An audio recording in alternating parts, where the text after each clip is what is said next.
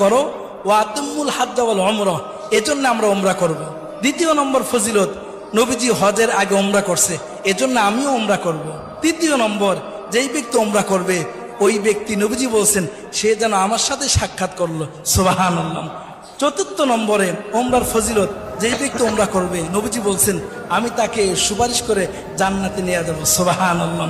পঞ্চম নম্বরে, উমরা করতে গিয়ে আমরা বাইতুল্লাহতে নামাজ পড়ি, 1 রাকাত নামাজে 1 লক্ষ রাকাত নামাজ পড়ার সওয়াব পেয়ে যাবো, সুবহানাল্লাহ।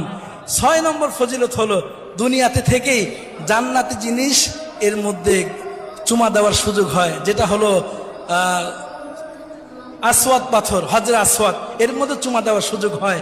7 নম্বরে, উমরা করলে জিন্দেগির গুনাহ মাফ হয়ে যায়। 8 নম্বরে, উমরা করলে দোয়া কবুল হয়। 9 নম্বরে, উমরা করলে উমরা করার সময় যখন আমরা লাব্বাইক আল্লাহুম্মা লাব্বাইক বলি, নবীজি